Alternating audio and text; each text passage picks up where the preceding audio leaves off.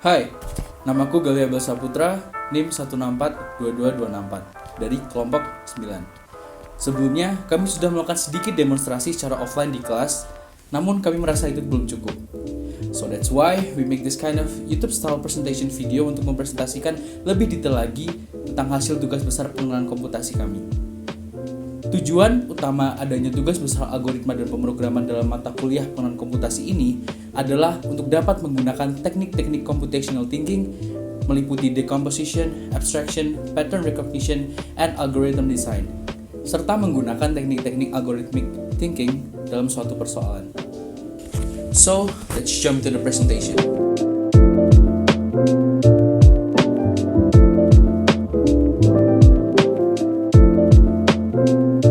ATM adalah singkatan dari Anjungan Tunai Mandiri. Dalam bahasa Inggris, kepanjangan ATM adalah Automatic Teller Machine. ATM adalah salah satu teknologi sistem informasi yang digunakan oleh bank. Perangkat lunak ATM berfungsi sebagai interface yang menghubungkan pengguna dengan sistem dalam data atau informasi. Pada awalnya, penggunaan ATM berfungsi untuk membantu nasabah dalam melakukan penarikan uang tunai. Pengguna bisa mengambil uang dari mesin ATM tanpa perlu pergi ke bank. Dengan ATM, kita dapat melakukan penarikan uang tunai 24 jam, menyetor uang ke rekening tabungan, dan melakukan pengiriman uang, serta dapat membayar tagihan rutin.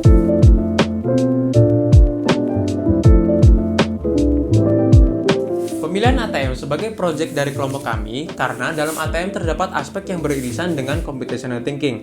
Proses di dalam sistem ATM dapat kita dekomposisi dengan jelas menjadi bagian-bagian terperinci. Setelah dekomposisi, dalam sistem ATM terdapat suatu kemiripan, yaitu setiap transaksi yang telah terjadi bergantung pada total saldo rekening bank. Kesamaan ini dapat kita sebut sebagai aspek pattern recognition. Aspek selanjutnya yaitu abstraction. Di dalam ATM, kita dapat melakukan tarik tunai cepat dengan nominal tertentu sesuai dengan opsi yang telah disediakan. Namun, kita tidak bisa untuk memberikan semua opsi sehingga diberikanlah opsi nominal tertentu sehingga kita mendapat solusi secara umum. Dari aspek-aspek yang tadi, kita dapat merumuskan suatu algoritma desain dari sistem ATM berdasarkan pada dekomposisi masalah atau keinginan pengguna dalam bentuk program Python. Berikut dekomposisi permasalahan dari program TPB Bank ATM. Setelah memasukkan PIN yang benar, akan muncul halaman awal yaitu berisi penarikan cepat, penarikan jumlah lain, dan menu lain. Pada penarikan jumlah lain, pengguna hanya bisa melakukan penarikan sejumlah kelipatan Rp50.000. Jika ingin melakukan kegiatan lainnya, pengguna dapat memilih opsi lain, yang terdapat opsi transfer, pembayaran atau pembelian, informasi saldo, mutasi rekening, dan jika ingin kembali ke penarikan tunai, ada opsi kembali ke menu sebelumnya. Transfer dapat dilakukan dengan memasukkan jumlah nominal yang ingin ditransfer, kemudian dimasukkan kode bank dan nomor rekening tujuan. Dalam pembayaran dan pembelian, kami menyediakan 3 opsi yaitu PDAM, pembayaran listrik, dan pulsa. Pengguna juga bisa mengecek saldo yang tersisa pada rekeningnya dengan menu informasi saldo. Mutasi rekening digunakan untuk mengetahui riwayat transaksi sekaligus jumlah saldo. Program ATM yang kami buat bekerja sesuai dengan keinginan dari pengguna. Kami memberikan 2 opsi ketika selesai bertransaksi, yaitu ya untuk lanjut dan tidak untuk selesai bertransaksi.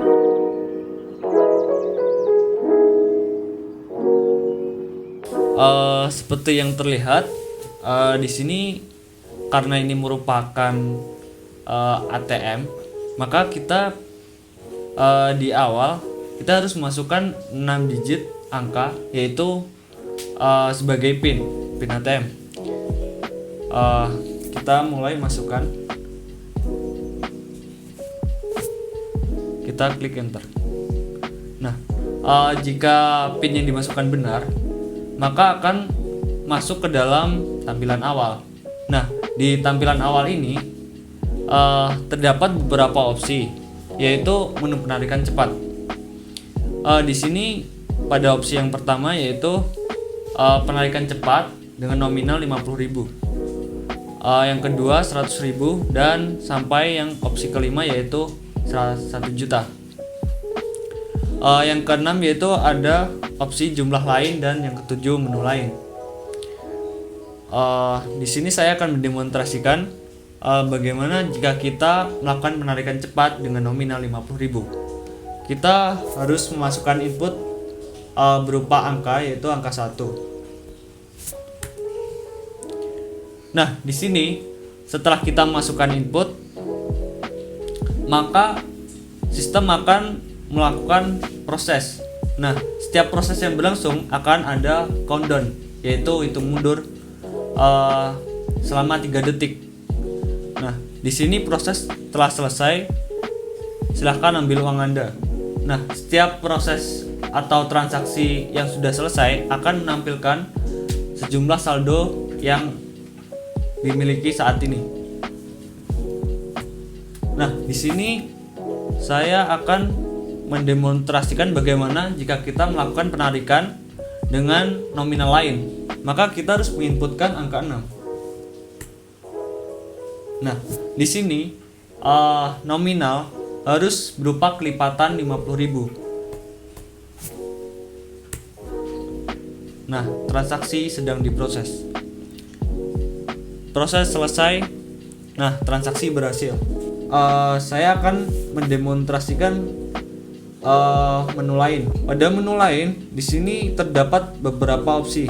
Yang pertama yaitu transfer, yang kedua pembayaran atau pembelian, yang ketiga informasi saldo, yang keempat mutasi rekening, dan yang kelima menu sebelumnya. Di sini saya akan mendemonstrasikan bagaimana jika kita akan mentransfer saldo kita ke rekening lain. Di sini ada beberapa kode bank yang sebagai tujuan dari transfer saldo kita. Saya akan memilih BCA dengan kode 111. Kita menginputkan nomor rekening yang dituju. Masukkan nominal yang ingin ditransfer.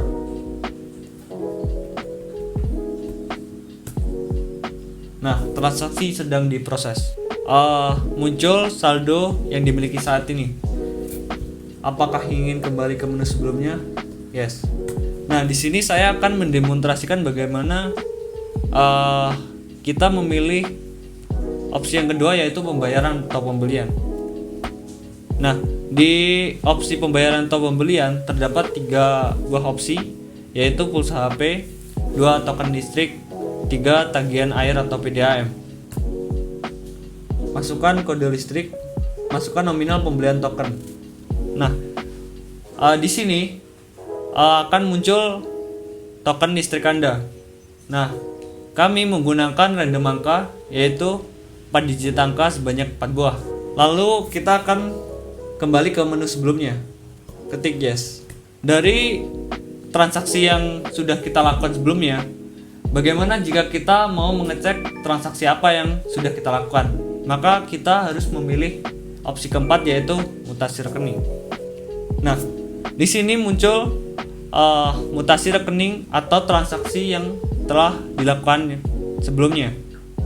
Sekian presentasi dari kelompok kami. Apabila ada kurang lebihnya, mohon dimaafkan.